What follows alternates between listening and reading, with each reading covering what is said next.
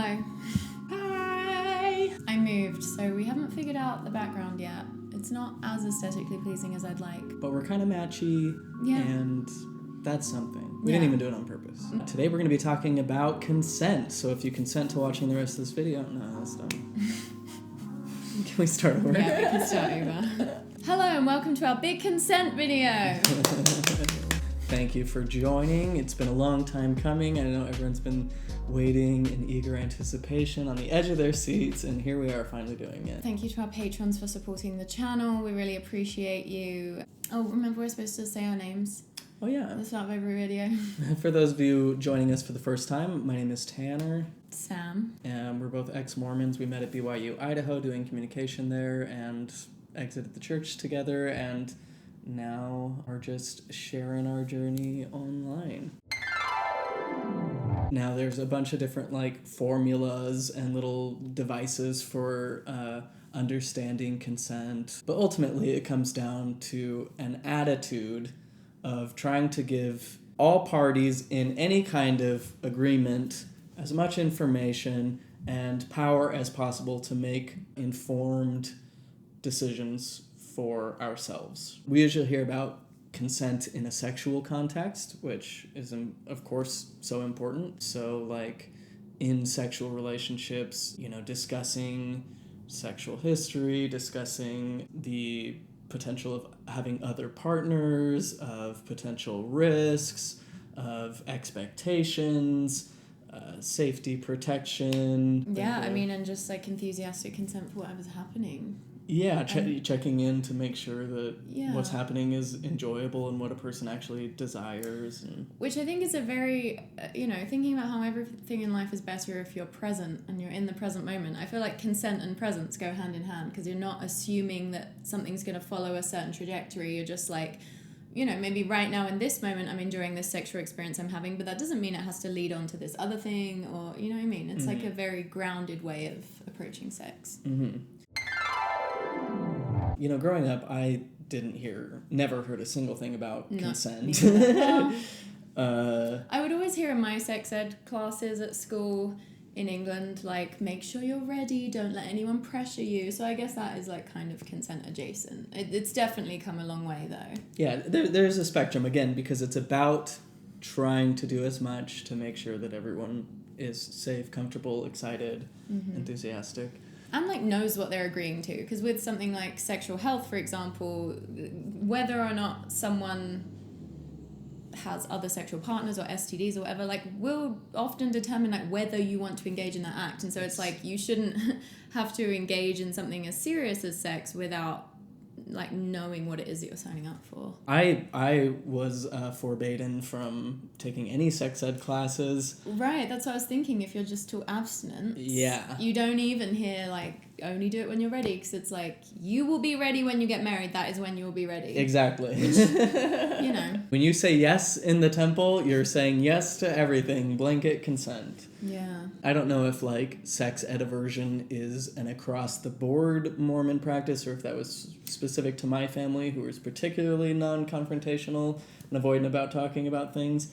But I think it's kind of a tendency in Mormonism to avoid the subject, to only approach it in shrouded terms. When I was looking on Reverend Mormon Think for quotes before this video just now, there was something from a church manual or the Encyclopedia of Mormonism or something where a church leader was we only believe in abstinence-only sex education. We only think sex should be talked about with proper respect for the family, and not going to be that helpful. No, it's actually really absurd, and they've shown, so many studies have indicated that abstinence-only sex education results in the harmful things that churches like to demonize about sex. So a rise in STDs, rise in unwanted pregnancies, all that stuff. Because what happens in for as much as you want to drive home abstinence only, that's just not really in our nature, and there's always going to be a significant chunk of the population they're just not going to do it. They're not going to care. They're going to follow through the strongest bodily impulse they have to engage in sexual action. So what's really necessary and what really lowers abortion rates and what really lowers unwanted pregnancy rates and STD rates and all that is better education. And better education isn't going to just be about you say yes when you're married and that's it. It's going to be in helping people to make these informed, educated decisions so that they can avoid the potential pitfalls associated with this stuff. Yeah, especially because abstinence-only sex education goes hand in hand with purity culture, and so then there's just generally a lot of shame around sex. So then if you're a victim of sexual assault, for example, which is like very relevant to Mormonism right now, and you've only ever heard of sex talked about through the lens of shame, like that's going to get tied in with your assault, and then people don't speak up because they're like, I am damaged goods. Even if they kind of on some level know that they didn't choose it and it wasn't their fault, or they still have been taught, like women, for example, that they're a sexual object their whole lives basically, and once they've been chewed then they're like useless. It's just, it's a shit show. Yeah, and couple that with the rhetoric that abuse victims share some of the responsibility. God, sometimes the Lord will prompt you to assess what degree of responsibility you have. Or was that Richard G. Scott? Yeah, the chewed gum thing, the Dallin H. Oaks calling women walking pornography. This idea that I always heard everywhere in Mormonism that boys and men women and girls are responsible for maintaining male virtue in the way that they and also for putting on a bit of lipstick to it. Again, it's like that impossible line of like, you need to be appealing to men, but you can't be sexual, but you need to be like sexual in like a pure understated way, which also leads into like pedophile culture, like that video I posted on our TikTok, like when innocence is like emphasized so much through the lens of sexuality, then it's like the innocent gets sexualized more. Yes. So if you're telling women like put on a little lipstick and always look pretty but don't be sexual, like what kind of environment is that creating around? Yeah, so stating that women are responsible, that how they dress is responsible for the thoughts and actions that men have. That was like one of the first things that I was like, ding, ding, no. Like, really? Yeah, at BYU, Idaho, I remember just sitting there in a sacrament meeting and being like, what? It's like, this is degrading to me too, because it's saying that I don't have power over my actions and putting my agency in somebody else's hands, which is ridiculous. I remember hearing the walking pornography thing and being like, that's good. That's really good. And then it becoming a lens through which I judged other women. Well, and this is the problem with patriarchy in general, and Mormonism is an outspoken, determined patriarchy, which they're like, what's the problem with that? Man is just the head, woman is the neck, and she turns the head, and both are just as important. You can't have a head without a neck. So true, bestie. But the problems with patriarchy is that they funnel all the actual power of an institution to men, and whether it's outspoken or just implicit in the structure, that means that preference is always going to be given to male pleasure, male perception, male perspective, and like male fraternity, men looking out for other men so that they can all get away with the same stuff. And when like 90% of the leaders you're hearing from in conference are men, then yeah, like you said, it's like that fraternity system where men are speaking exclusively through the lens of men, and they're telling women what they think they need to hear based on their experience as a man, not like what the women actually need to hear to thrive or whatever. You think if a couple that's struggling because a woman feels no sexual desire for her husband who's a dick or whatever, they go to the bishop and the bishop's like, well, you just need to do your wifely duties and make sure that he's happy. And if you're making for a long time in Mormonism. Absolutely. Like a founding principle of Mormonism is the whole schema. I think Heather Gay on her Mormon Stories episode talked about how she was an amazing sexual performer in her marriage. Like anytime her husband wanted sex, she showed up like guns blazing, did the whole 9 yards, but it was like she never enjoyed it herself, or it was just like this big performance that she engaged in for her marriage.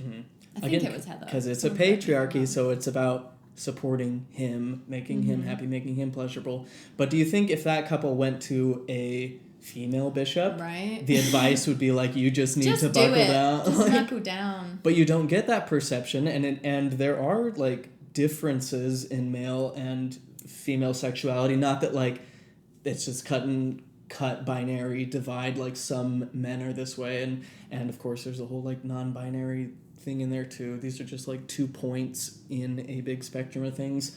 But that book, Come As You Are. Yeah, we are going to leave our favorite sex books in the description. We've got several that are game changing, and you got to read a good book on sex, especially Come As You Are, for women especially, required reading, and men especially, because again, we're not offered a lot of resources and understanding about how these things work, and men are not typically in patriarchal cultures taught to like consume media that will help them understand women. But women, if you notice, like growing up, like every Cosmo magazine would be like 10 things that drive men wild, what men really think, what men want you to do in bed, things like that. But you don't necessarily get the same from on the other side. You don't get a lot of men like researching, I don't know, media that women are consuming to try and understand them better. I mean, that's a generalization, but certainly not in Mormonism. No, yeah, and in our patriarchal waspy culture generally, like that's just kind of how things are reflected. So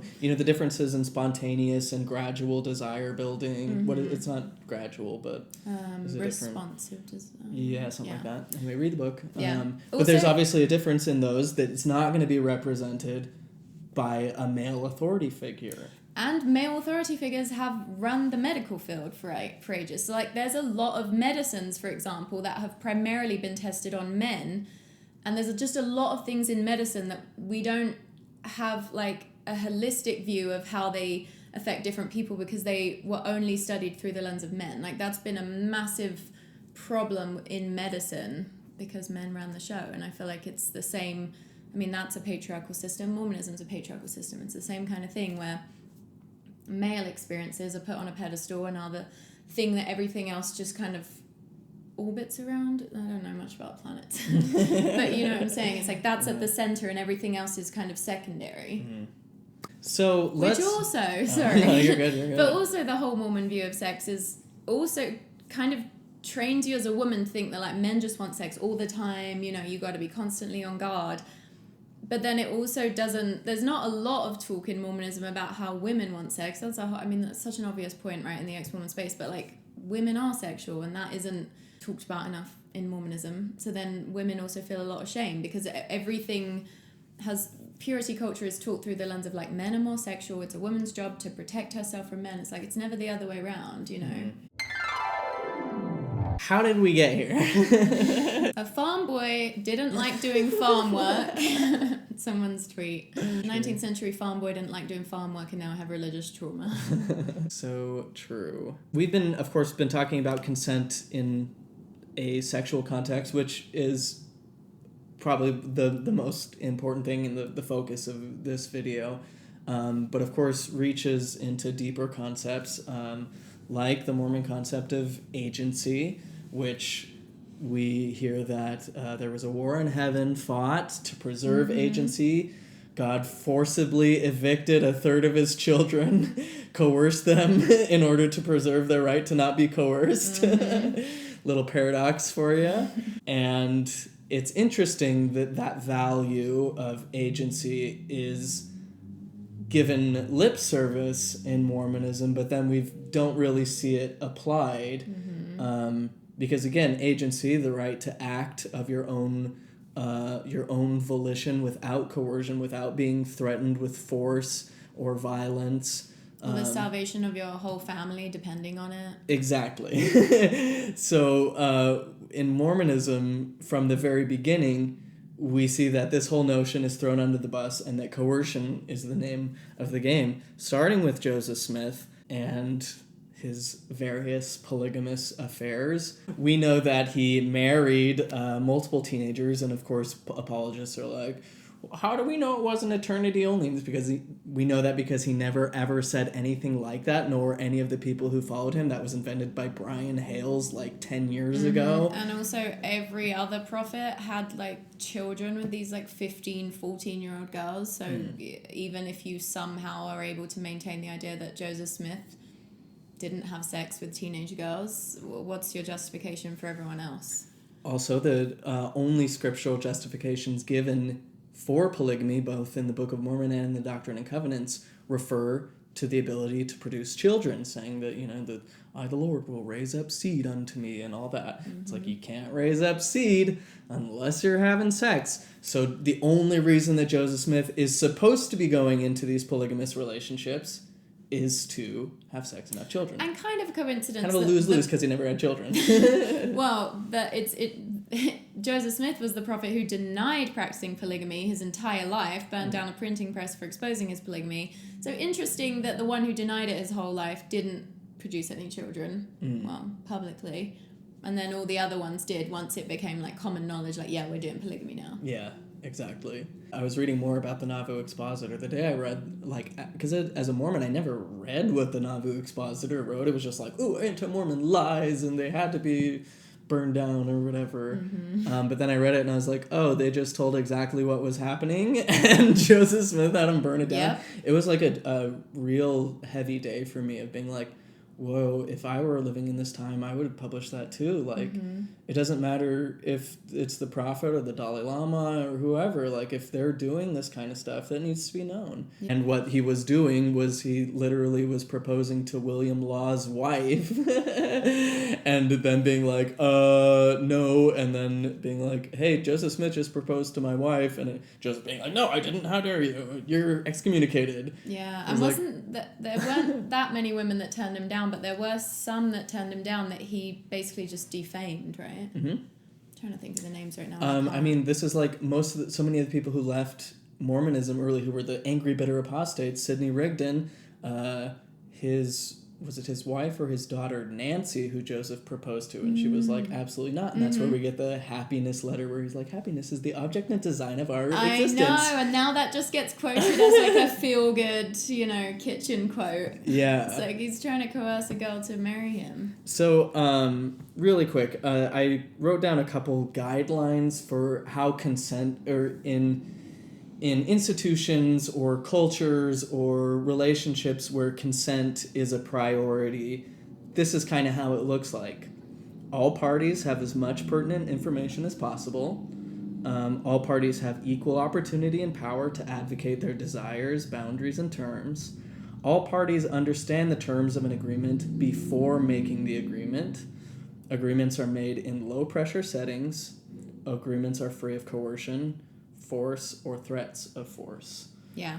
So right out of the gate, the Joseph Smith story, we run into problems because, as we are informed, Joseph Smith's polygamy only allegedly began with Fanny Alger when Emma Smith caught him having a relationship in the barn with the hired help. And he was like, oh, no, I was just getting daughter, married. Right? Yeah, oh yeah, he had 2 foster daughters, sisters, who he married, teenagers. But this was only initiated because apparently there was an angel with a drawn sword that appeared and was like, hey, buddy, you've got to do this or you're going to be destroyed. Which, straight out of the gate, is coercive. It's a threat of violence, of destruction for not obeying someone. If someone puts a gun to your head and says, give me your car keys or I'll blow your brains out, you may agree to the terms of that agreement, but you're not actually consenting because you don't really have a choice. Yeah. And so, I mean, of course, I don't believe that an angel with a drawn sword had to appear to convince Joseph Smith that he had to marry teenagers. Especially because he started marrying teenagers before he even claimed to have the sealing power. Yes. Which is an so interesting point. He wasn't. No. Like, even by his own timeline. Yeah, that story didn't come out till later. Yeah. It was so much easier to not have the dates be too specific back then. So now the church is like, well, he probably got a revelation like years before we knew. And it was, but it's like everything, all Mormon apologetics just relies on madness now. Then you have section 132, which is rife with coercive language, threatening Emma Smith with destruction for not being supportive of Joseph Smith, even though he broke every single stipulation that was offered to him in that one. He was only supposed to marry virgins. Again, a very weird thing there that, of course, plays right into children. And also, I'm like, this is the chapter where God is like laying out the deal with polygamy. This is like basically, we don't get a lot of like, here's why I'm doing it, or I don't know. And it's like, this is the chapter, and then he doesn't stick to any of the shit. What am I supposed to buy? Because he didn't just marry virgins, he also married other men's wives. So women in existing relationships where their partner was not given the information, in fact, was sent on mission so that he could marry their wives in secret. So disingenuous for you to say that because it only happened twice. Fair woman's response. What was the other one? Emma had to give full consent. Yeah, which before we know. Every marriage, which she didn't because she found them. Yeah, and was not privy to a lot of them, which that's a more like an apologetics that they're aware that he took extra wives, and they without weren't telling Emma. You know, like the two sisters he married, they each weren't allowed to tell each other that they were married to him, or like, you know, he denied it his whole life. He denied it. Meanwhile, using always the threat of destruction for the people who aren't following through, or making exaggerated promises to those who that this will save you and your whole family if you do this, which is what he told Helen Mar Kimball.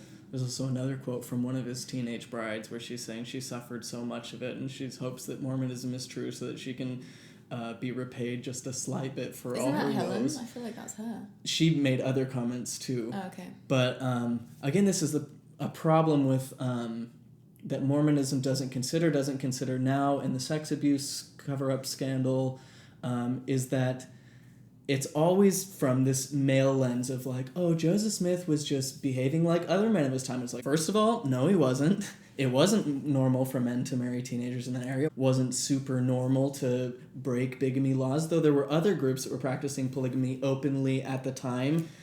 So his was very secretive. And by the way, we know this because you can look at the census data from that time. A tiny percentage of people got married at like 14, and it would be to other people who were also teenagers, not to middle-aged men who are religious leaders telling them they got to do it because the salvation of their family depends on it. And so, you know, it's always from the male lens of like, oh, he's justified, you know, he made a mistake, he's repenting, whatever the thing is, and never considering the perspective and experience. He didn't legally have to report the rapes that were continuing to happen. He didn't have any legal obligation, so it's fine. Yeah.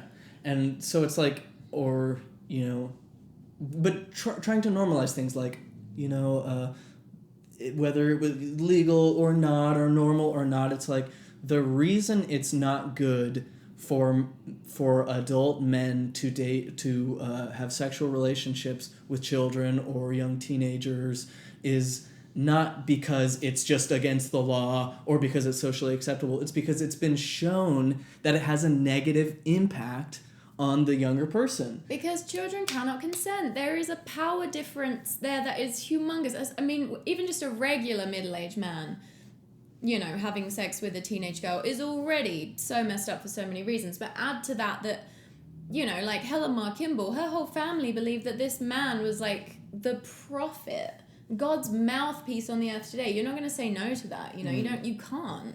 And, you know, they'd act like, well, at the time it was pretty normal, like, for young women, daughters of families to be offered in exchange for some degree of power or whatever. And that was just normal in the way that God used to do things. And now we don't do that anymore. But that was normal for the time. And it's like, it's never been good for women. It's never been good for children. It's never been good for teenagers to be married that young as a... Their prefrontal cortexes didn't develop earlier back then. It was the same kind of shtick, you know? Like, they still have underdeveloped brains. I think Keep Sweet and Obey is a really important documentary. It's on Netflix. But it really shows, like, the reality of what this kind of system would have looked like. Because, you know, it's Warren Jeffs, but it would have been similar under Joseph or Brigham Young.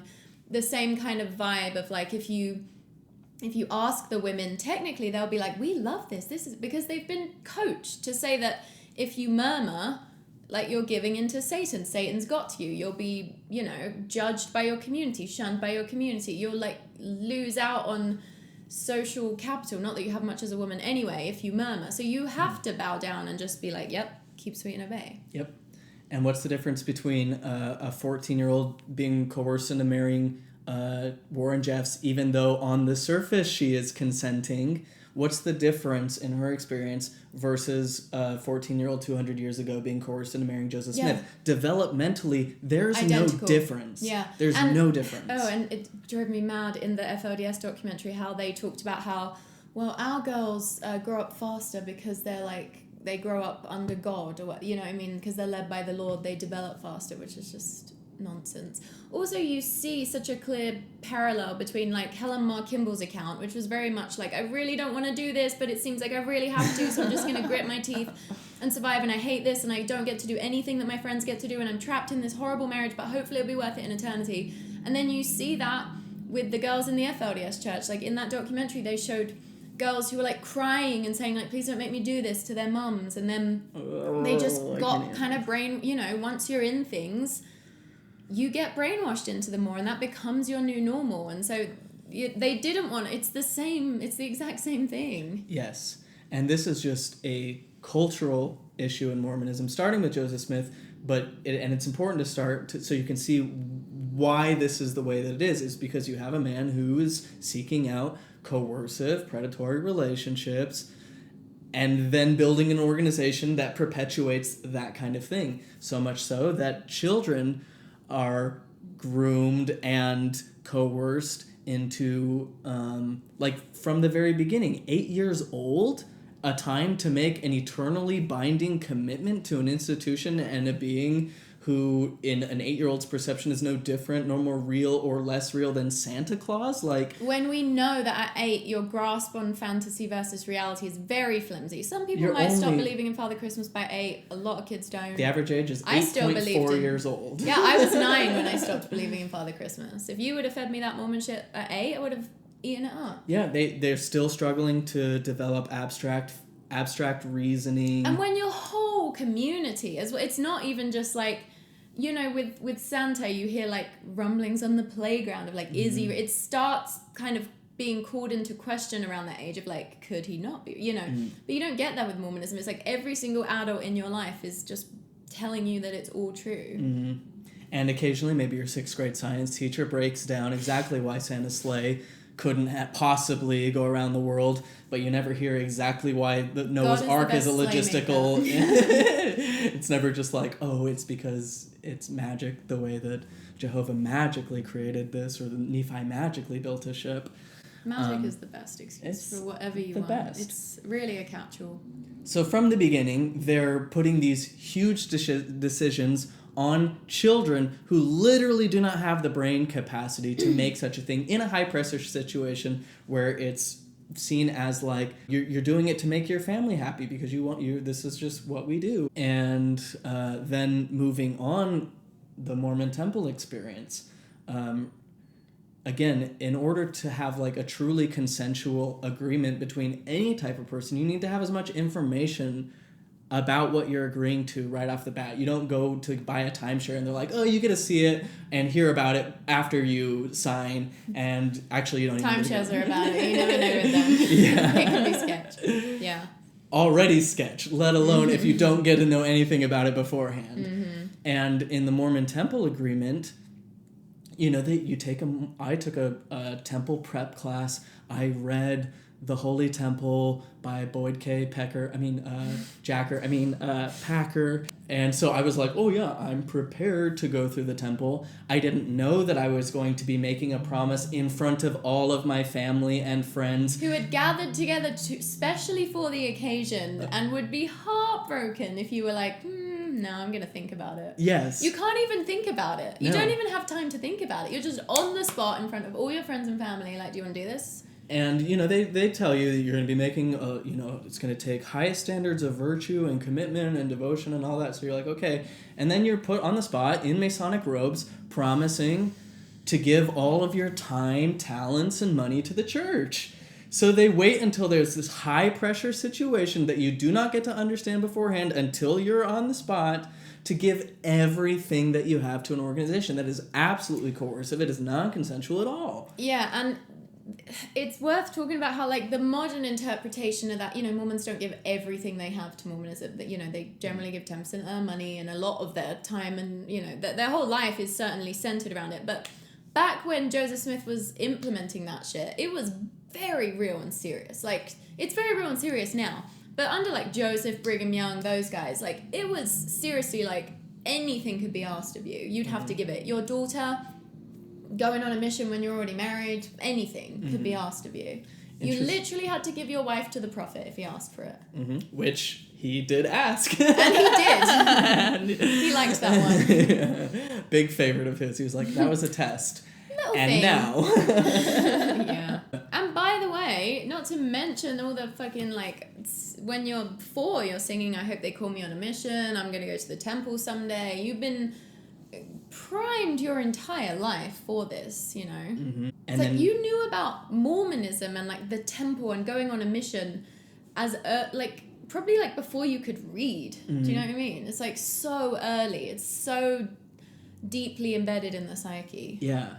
And true agency and true consent would, again, allow for us to have all the information beforehand, know what we're agreeing to in low-pressure situations, but that's not how it is. It's like, you know, the FLDS people they're just never given another option. There's never any viable choices between two seemingly good options, which should be the lesson of the war in heaven and Adam and Eve. The first commandment that God gave to Adam and Eve pertained to their potential for parenthood, says the Family Proclamation. But then the second commandment absolutely contradicted it. He's like, you need to multiply and replenish the earth. The second one was like, but do not eat of the fruit of the tree of knowledge of good and evil, which was necessary to multiply and replenish the earth. So you have these two contradictory commandments. In order to follow one, you have to break the other. Which means to me that that neither one is actually evil or bad. They had just two choices and they had to make a choice. One way or the other. But that's not Mormonism. It's like you have to do it this way or else you don't get to be with your family, or else you don't get to be happy, you don't get your mansion in heaven. It's all coercive. And by the way, what happens if an 8-year-old, you know, because every Mormon parent will be like, my 8-year-old just chose to get baptized. We're so proud of them for this decision.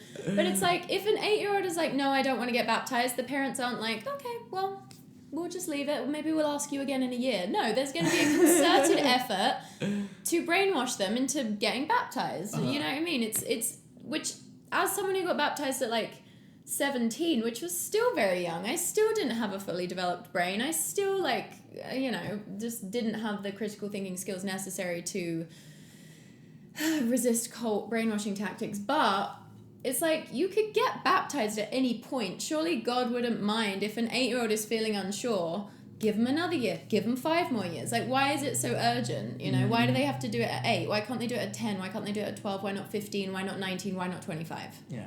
Because it's about the coercion. brainwashing part. Yeah. You know, other parents in the ward are going to be like, when's little Tim getting baptized? And there's social pressure on the parents as well. Yep. I went on a mission, never ever believing there was an option for me not to go on a mission. Which Jeffrey L. Holland just said. Young men don't think for a second that it's a choice to go on a mission. Should we, like, pull up that clip? Yeah. It's a grim one. It is so grim. I'm like, I know that is how it is. Like, he's not saying anything that we didn't know, but it is disturbing that... Oh yeah, it's like if you heard a Scientologist or... Be like, don't think it's a choice to join the Sea Org. Yeah. Just so obviously spooky. I don't know who you are. And I don't know how seriously you're entertaining the thought. Don't you ever go home. Oh my God! Don't you dare leave this place. So unhinged. My mission means everything. We know, that's why you have to project onto everyone else, and because you probably had a crazy time on your mission and didn't feel like going home was ever a choice, the idea that anyone else would exercise that agency is unthinkable to you. People are always the most frustrated, angry, annoyed, judgmental when you break arbitrary rules that to them are fixed and solid. So, like, of course it's a choice. Of course you can choose to leave a mission. Like, right? Except for the fact that they keep your passport. Yeah, they don't except let for the you fact hold that on they... to it. No, seriously. And that's a whole other thing that disturbs me to no end. Like, the number of people who talk to me about how they went to their mission president because they really wanted to go home, and then their mission president kind of like talks them out of it, and they double down for a few months, even though they know, their soul knows that they are like breaking down through this experience, and it is so bad for them. Like, they are doing untold damage to their psyche that they're going to have to unravel for like years and years to come. But like, you're so fragile on a mission that even having the balls to suggest, can I go home, seems impossible. But then you know that the minute you do, there's going to be an active effort to get you to stay. So it's not, there's no agency in it. I would wrestle you to the floor. I'd pull the curtains down. Why do Mormon apostles always have to make comments about, like, wrestling you to the ground, musket fire, or, like, punching your companion in the face because you found out he was gay? Why they always got to be like that? They literally talking about using force to coerce someone into staying somewhere where they don't want to be. It's so weak to be like, my mission was everything to me. It's like, how's that relevant to, like, this person who's suicidal because the mission is literally destroying them from the inside? Your mission is not as important to you as it was to Marshall Applewhite, who castrated himself and committed suicide to follow through with his. I'd get chains. I don't know, is there something around here that we tie people with? I don't see anything to tie people with. I'd rip the cords off the television camera to keep you here. He's openly saying, like, I would do anything to chain you to this. Like, I do not want you to be able to escape. He's turn the cameras off so there can't be witnesses. He's like, this is so culty. I would tie you down to keep you on this mission. Yes. Here. Not for our sake, not for, you think one little missionary and 58,000, that's gonna bring the church to its knees, but it's gonna ruin your life. It's gonna ruin your life. Salvation of your family depends on it, hon. So, as a missionary, this is something that Mormons who watch our channel and who are like, you guys are so bitter and you just find the negative and you totally ignore the good stuff the church has done. It was like, as a Mormon, there was nobody who was more outspokenly in support and outwardly happy and enthusiastic about the church than we were. That little orphan Tanny, you will not find a more devoted Latter-day Saint. Because we were, like, as a missionary, I got to the mission field and was so depressed. I've talked about this in the other videos that maybe we'll put in the description box, but the first month of my mission, I literally wanted to get hit by a bus to get out there. It was so horrible, and I was like, nobody prepared me for this. Nobody told me this is how I was going to be. This is horrible. And the only other American around, he told me, he was like, yep, the mission is the biggest lie in the church. And yet I served the whole thing. I was an assistant to the president. When I left, I was like, best 2 years of my life. I absolutely loved it. And I wrote home all the time and was like, this is great. Even though on the inside I was like, ah! Because I didn't want to murmur. I didn't want to seem like a bad disciple or a bad missionary. So I kept it all bottled up. And the conditioning is so strong that you don't think, like, you being mentally or physically unwell there is no reason to doubt whether you should be there. There is no, it's like with leaving Mormonism, there's no legitimate reason. So therefore, it truly does not matter how bad your mental or physical health is, or, like, how much you don't want to. Yeah. How devoted are you? Yeah. So again, if there's no legitimate reason, where's the agency? Right. Either do this thing or your life will be ruined. Love God's plan of agency. It sounds so much better than Satan's plan. It is disturbing the number of people that, you talked about this, but it's not just you, who say they would pray to get killed on their mission. Oh, yeah. Because they wanted it to be over. Yeah.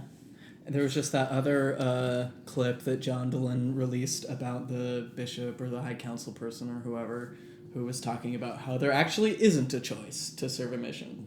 Mm-hmm. And even though some people might disagree with the doctrinal basis of it, it's like, functionally, he's right. Mm-hmm. You don't really have a choice because one choice is completely delegitimized and threats of force or threats that your life will fall apart or that you won't be thoroughly blessed is all being used as a way of coercing people into making this decision that they may not want to make if they knew how it was actually going to be up front, if they knew all the information about the church up front. Because crazy that you're basically being a spokesperson, a salesperson, a door-to-door marketer for this organization without even being privy to all the history and things that if you actually knew, you would leave. And that's why so many people are leaving the church right now, because they're like, whoa, you guys didn't tell me this. I did all of this stuff without knowing what I was actually getting into, without knowing what I was signing up for, without knowing the dark side, because it's completely non-consensual, completely disrespecting of agency. I'm glad Mormon Stories has been hitting the informed consent thing hard lately, because that is the discussion right now. Wasn't there a teenage girl who Joseph Smith married wasn't it Helen Mar Kimball? I don't know. Who said she thought, she was under the impression that the marriage would be for eternity alone. Essentially saying, like, she didn't realize she was going to have sex with him. And then she did, and she was, like, distraught.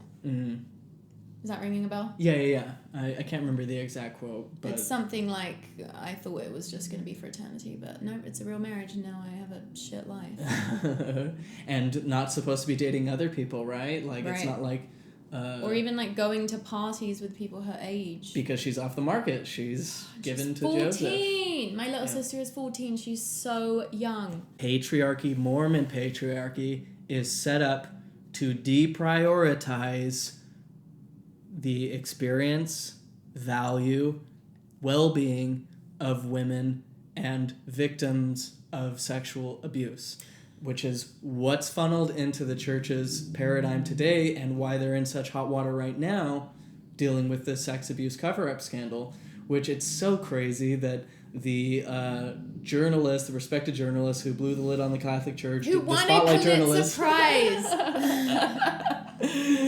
they're like, oh, when he was exposing the Catholics, he was doing a good work, but then Satan tricked him because he totally didn't realize that, you know... He just hates religion. Yeah, hates this religion. He's confused. Yeah. You see, when we cover up sex abuse, it's for God. When our prophet marries teenage girls, it's because it was commanded. It's not like the other ones who did it because they're wicked. Also, okay. Without, again, realizing that either way, it's bad for the other person involved. Yeah. Thinking about... Because every Mormon essentially has to swallow the fact that prophets married teenage girls who were like 14 years old. Mm-hmm. And I feel like how they're able to do that is, number one, women are infantilized in Mormonism. Mm-hmm. So if you can infantilize the women, it's like easier to blur the lines between like children and adult women. That's part of it. But then also just like not valuing sort of women generally means not understanding women generally, which means maybe not even noticing like what a 14-year-old girl is like versus a 22-year-old woman. 22 is still very young, but you know what I'm saying? It's like if you're just not tuned into women because you just don't value them generally, you aren't even like clued in to like, this girl is very young and doesn't understand enough here at all to be engaging in this kind of adult relationship, you know?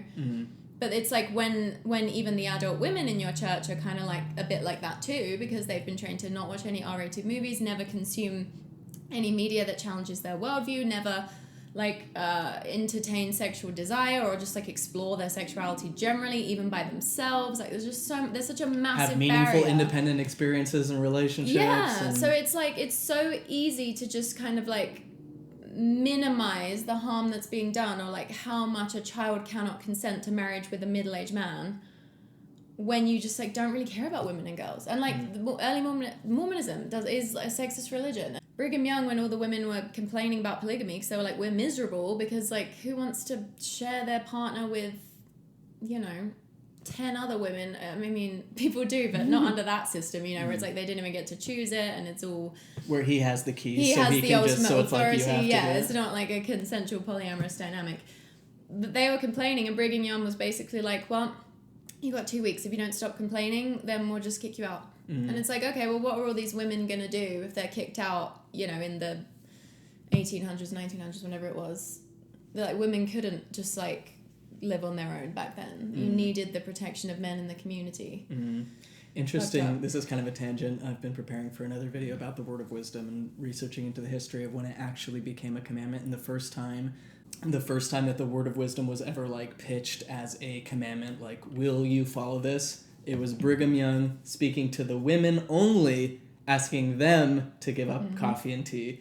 The one thing that might give them a little boost in their day, make them a little happy. Because what do cults do? They deprive you of sleep, they deprive you of pleasure, so that you are so desperate for dopamine that your brain will find it in like fantasy stories, or, you know, your brain is very good at getting what it needs. So if you deprive people of everything they need, and I know people don't need tea or coffee, but it's like tea or coffee are things that give people like an energy boost and a dopamine boost and are just like a nice ritual in many cultures for a reason. If you deprive people of everything like that, then they're desperate. It's like you on the mission. You talked about how you're just so hungry for like anything to be a spiritual experience, or to find miracles in anything. Yep. People can 'cause you're starved. do a lot when they're desperate, Gabor Mate, an expert on trauma, addiction, and stuff like that, he talks about addiction as anything that seeks to become your sole pleasure. And that's totally how high demand religions and cults operate, by trying to become your only pleasure, isolate you so that this is the only thing from which you're deriving satisfaction and joy.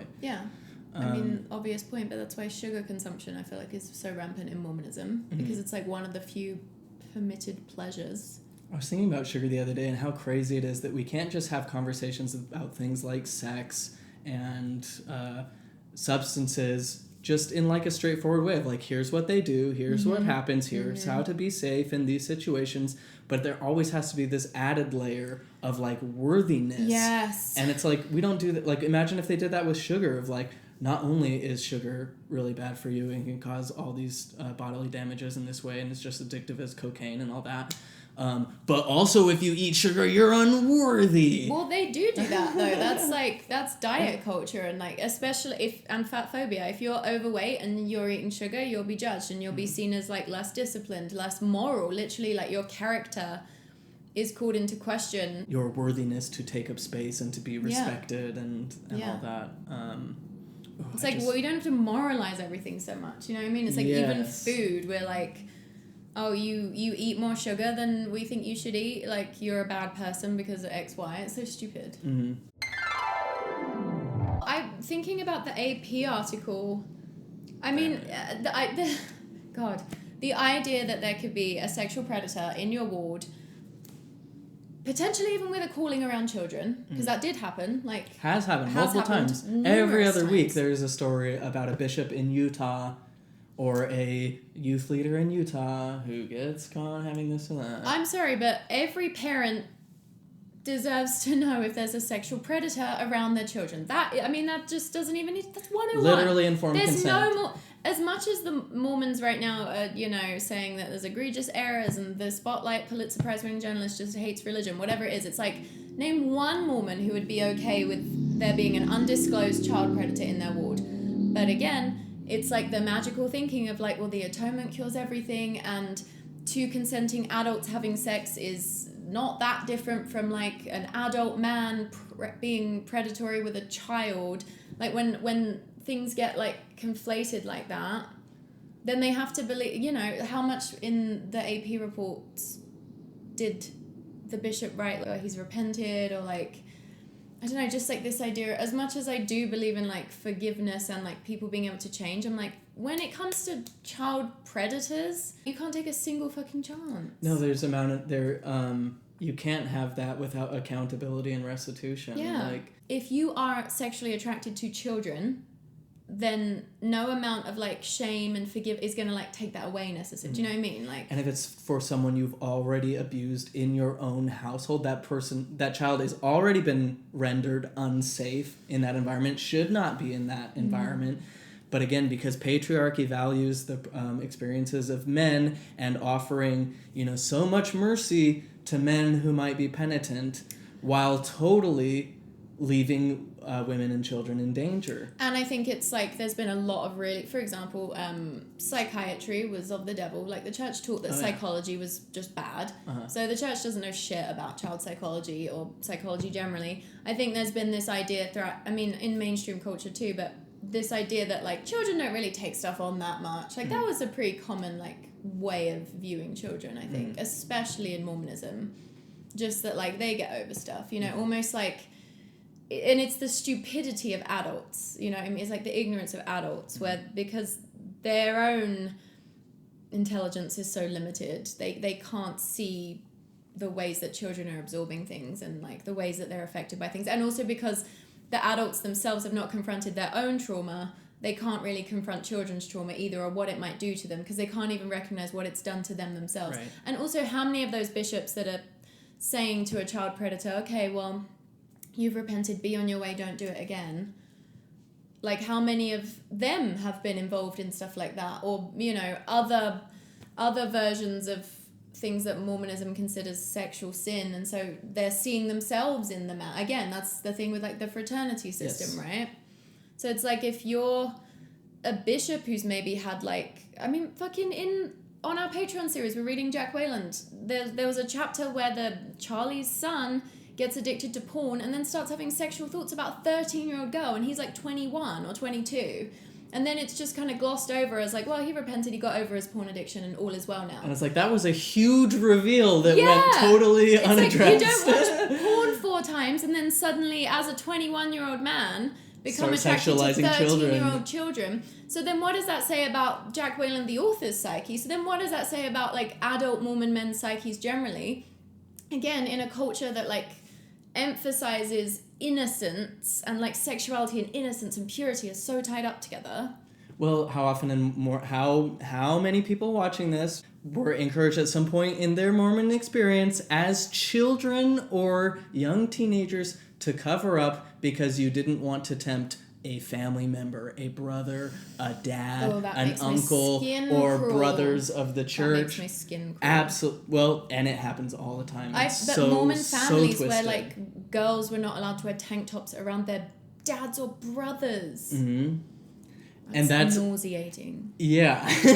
And they're like, well, because that's just how it is. Well, it'll start, even if I'm not doing it about them, it'll just start getting the wheels turning, and then who knows, I'll turn into a sex monster and do something. And, you know, it's like... Josh Duggar, who it's not how it is a known child predator, you know, from, like, the 12 Kids in Kill, or whatever it is. Yeah. He grew up in a family and a brand of Christianity where they don't, like, properly hug their siblings for that same reason, and then he abused his siblings, so it's like, it's clearly not effective. If anything, it's the things that are forbidden become erotic. Yes.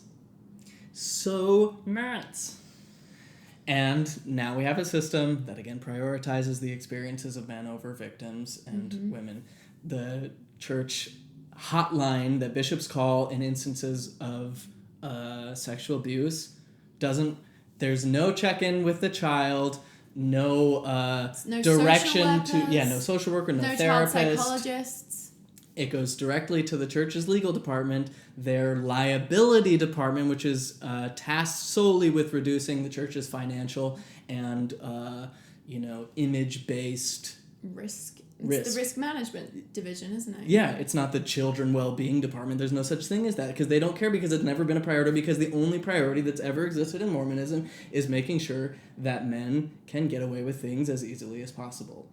And if you're covenanting to give everything to the church in the temple, like, what's the, like, natural consequence of that? It's just that, like, nothing is too big to sacrifice in the name of the church, even the well-being of children. Mm-hmm. You totally hit the nail on the head with the reflected personal shame, because, I mean, what is it, like, it's got to be like 99.5% of all Mormon men at some point in their life masturbated and had to repent for it. But because they still hold on to that shame and it's not something they talk about, or, you know, how many couples had sex before their marriage and then went into their marriage feeling that guilt, and now everything bad that happens and all the sorrow they feel and unfulfillment they feel in their marriage is due to the fact that they broke that thing. And so they hold that shame and have to project it onto others, while also leaving the door open for, okay, these people who have done these terrible things can also repent through the same doors that I walked through in order to receive. Because in their mind, they're like, well, I had full sex before my temple wedding, and this random dude only, touched a kid while they were sleeping. Maybe the kid didn't even know about it. So therefore, that's not... But you can see, like, the twisted logic that could come in there. And they do all have this idea that sex is... Or that, you know, they have some ideas of, like, gradient of sin, but really it's like, God can't look on any sin with the least degree of allowance. And it's... all sex is just is bad. Yeah, right? And throughout Mormon history, and this still carries on today, like, teaching children and caring for children is kind of women's work. I mean, more and more so the further back you go. Men are the ones with all the power that people are going to about having abused children, or, you know, like, the bishops calling the hotline are men who probably don't have that much interaction with their children. I mean, if you're a Mormon bishop, then your wife is looking after the kids, you've got a full-time job probably, and you're a bishop. You're not really connecting with children that much. So it's like most of these Mormon men, you know, in the law firm or wherever it is, Mormon men in positions of power do not understand children. And, like, the church itself doesn't understand children. I'm not even saying that women in the church necessarily understand children that well, just because child psychology has been demonized. Like, you know that the Mormon church doesn't want a child victim of, you know, some abusive Sunday school teacher going to just a regular therapist. No. They only want it to be going, they want LDS Family Services so that the church's reputation is not tarnished, because I don't know, it's like that regular non-Mormon therapist is going to be like, hang on, what were the circumstances here? You were in a room with this man, why? He was asking you about your sexuality, why? You know what I mean? Like the whole Boyd K. Packer or Spencer W. Kimball, like they just demonize the shit out of psychologists and therapists because they were like, well, they might teach you that masturbation is healthy and we can't have that. Not to mention, going back to what you were saying earlier about, you know, they don't even, understanding children, they don't want people to even process their own childhood. Not that that's like a conscious thought, but they're trying to coerce people into having children as early as possible so that they become interdependent with their organization, so that it becomes codependent, absolutely codependent, but certainly not having the time to reflect on childhood and to there's just like no space from it. Because you're just supposed to believe that if you grew up in Mormonism, if you were born in the covenant, you had an amazing... You got the right system. Yeah, when like that's just not how humans work. Like I feel like every generation generally gets a bit healthier, at least over... Like our understanding of what children need advances with every generation. Someone commented on one of our YouTube videos recently that was like, or maybe it was TikTok, and was like, you can say whatever you want about the church, like, it's so good, like, abuse doesn't happen here or something else. And it's like, you just don't hear about it. Yeah. Because there is an entire effort to make sure that those conversations aren't happening. Don't speak ill of the Lord's anointed, even if the criticisms are true. Go back and watch my... I feel like I've talked about this in all 3 of the video essays I did recently. I think it was the culture versus doctrine one, but I talked a lot about how, like, you're just not taught to speak ill of leaders and how that just plays into so much messed up stuff. Which is so nuts. Absolutely nuts. And that's so many victims of sexual abuse from leaders, bishops, stake presidents, say that exact thing of like, I felt like I was bad because I was trying to find fault with someone in authority. And when I went to talk to somebody about it, they were like, it couldn't be him because he's in a position of authority. That means he's a good person. And if at best it gets referred to some other guy who's also in a position of authority, who's working in a similar way and has that camaraderie with the person. Like, it's just so messed up. Patriarchy is so bad. To even be brave enough to like go to your bishop as a child who's been sexually assaulted, like, that's tough. Like, that's really, really fucking tough. When I think about the things that I didn't tell adults about as a kid, like just dumb things. Like, for example, I would convince myself that I was going to die today for whatever reason. Like, I had some disease that I just like, it was really like real to me in my brain. And I'm like, why didn't I just tell an adult that? Because then they could have reassured me. But it's just like the things that you'll feel like a weird like shame or tendency to want to cover up as a kid are like very extensive. It's like not easy to speak up about things as a kid that you're scared of. And I can't even imagine like sexual assault. That's like the peak of it, right? So if you even have the courage to go to your bishop, because of like clergy lottery, there's a decent chance that he's going to tell you like, you know, forgive him, or like, you know, I'll talk to him, and then he just gets caught and nothing ever really happens, and you still have to see that man again potentially. And this is assuming that you even have a framework for it, understanding what's happening to you and analyzing it to be bad. Which you probably don't. Because usually they're being groomed. And the number of Mormon people, Mormons I've heard tell me that they told their parents, or like they told their mum when they were a kid, and the mum just said you're lying because it was like their uncle or their bishop, whatever it was. Like, no one in Mormonism has been prepped for this, and it's because of the magical thinking that Mormonism, being born in the covenant, having a Mormon family, that's Mormonism's whole thing, is like, we have the best families. So if you like start reckoning with sexual assault, which statistically your mum also experienced as a kid and has completely repressed, and so when you come to her as a 7-year-old and tell her that you've experienced it, she can't handle that because she's got her own trauma that is completely shoved down there that she can't bear to access. Like, it's just such a self-perpetuating system. It's so weird how an organization that's so obsessed with image and public relations can be so bad about it, where they're saying, like, how dare you accuse us of only doing the bare minimum that we've been forced to by legal. I know. Like, wouldn't the true Church of Christ be doing the most Yeah. to protect children, doing the most But to that's help the and thing. honor It's victims? more about them wanting or needing, their psyche's feeling like they need to maintain the illusion that they have the happiest families, the best care of children, the healthiest children. Everyone knows that, like, pedophilia, child sexual assault is the worst thing in the world. Like, it's like you can't really descend any lower than that. That's the most horrifying thing, I think, to just everyone. And it's always used as a way to, you know, like as a moral panic everyone and never in a Hollywood practical. is involved in pedophile rings. Hillary Everyone in the Clinton's government involved is, in it's always the thing they use against others. And now it's like, this is happening in your community in a real tangible way that is not conspiracy. Like, there's actual evidence that this is happening, and they can't confront it because it's like it shakes their whole worldview, because they need to keep this magical thinking that, like, we have the best families, we are the ones who protect children. You're not. We're doing the best that's can be done, and everyone who criticizes us is just trying to find fault because they're servants of the devil who have been deceived and are trying to thwart the Lord's work. And that's why magical thinking is so dangerous, because if you buy into magical thinking, you can justify anything. And you can, like, children are so harmed by magical thinking. Because, like, your psychological dependency on this organization and your inability to, like, function outside of the lens of Mormonism is throwing children under the bus. But, like, because we're wired to protect our deeply held beliefs at all costs, the mental gymnastics it will do, like, there's almost, like, no level it won't go to. And to stay in good standing with our herd. Yeah, exactly. So children, as much as you can convince yourself otherwise, they just become collateral damage in that system, because you won't confront anything that's actually happening because your worldview doesn't allow for it. And yet the church doesn't even do background checks for children, for people working with children. Which would still not even be enough. That's the bare minimum.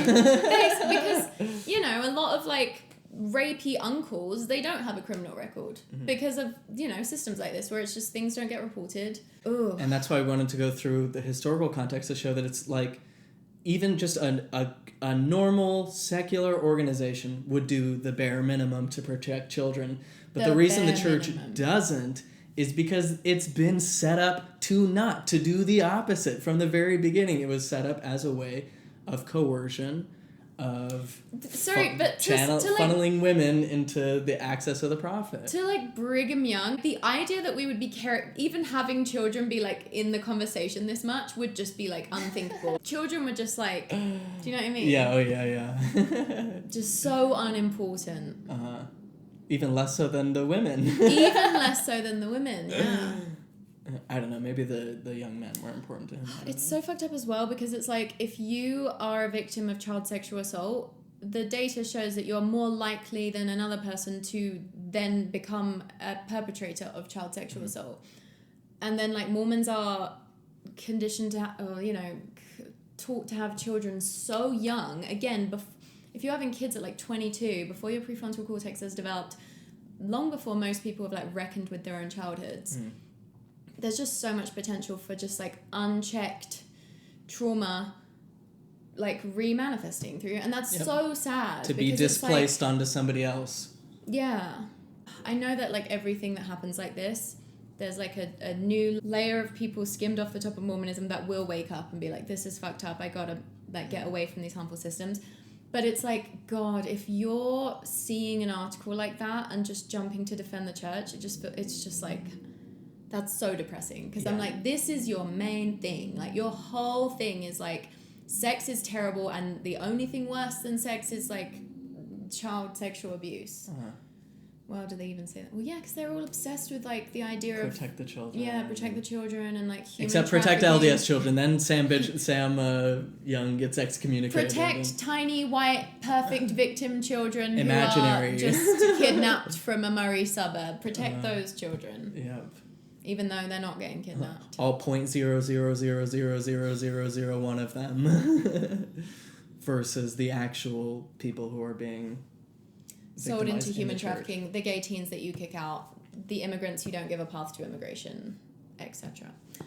yeah, I'm always harping on about listening to the You're Wrong About podcast episodes on human trafficking, but just another plug. Is there anything else we need to say? I'm feeling kind of, again, I guess like awareness is always good. It just feels so depressing. Because like the Mormons watched it happen with the Catholics. Mm-hmm. You can't suppress human sexuality. It's just that you can squash it down and then it will come out in more dysfunctional ways. That's the most you can. Yes. That's what Mormons don't understand, is they think that like through Jesus, through devotion, you can just like squash all of your sexuality down and then it can just come out like a beautiful flower when you get married, and only in that context. That's just not true. Not so much of what Mormonism believes is just not in line with anything we know about humans and the brain and sociology and psychology and evolution. Yeah. Our demons are our neuroses that we banish to the realm of the subconscious because we refuse to deal with them consciously. We push them away, and then they're constantly coercing, leading us to do things in ways that we don't understand and we don't want to confront because of our fear of actually confronting what's going on and what's really exists in our soul and all that. So moral of the story, just like confront your shit, Like, don't shame yourself for it. Don't like run from it. Don't try and pretend that you're someone that you're not. Confront your shit, and then it has less power over you. And then it won't come out in these weird, twisted, dysfunctional ways. Yep. And speaking about it is a huge part of it. Not that like anyone needs to feel pressure to talk about something they're not ready to, but Mormonism particularly and other religions cultivate Thrives on secrecy. Yes, on secrecy. You're not supposed to murmur. You're not supposed to speak evil of the Lord's anointed, which you're covenant in the temple. Again, what that sprung on you in a high pressure situation. Like it's all that's just the culture. And if we're going to be moving into a culture that actually honors agency, actually honors consent and freedom and the ability of people to make decisions for themselves, we have to be willing to talk about difficult things and, like you said, confront our own stuff honestly and without shame. Yeah, I don't, again, like, because, thinking about Joseph Smith, and it's like Mormonism was founded on sexual assault, on rape, on the coercion of women and children. So Coercion, like, using threats of force, not giving full agreement, not giving all the information up front, not adhering to agreements made. Like children cannot consent. It's just like, how do you go from that to... Because until you reckon with that, you can't fully reckon with the present day reality. But if you reckon with that, you leave the church. Yep. That's it. That's the video. Consent. Thank you for watching. Sorry this has been a heavier topic, but hopefully of some use. If you'd like to support this channel, please consider becoming a supporter on Patreon. We'll have that linked in the comments and in the description box. Also, if you just need a place to vent, then the comment section, hopefully we can all kind of like be in it together. I mean, just share what you're comfortable with or don't, but hopefully this can be a nice little community space where we can all vent together. Yeah.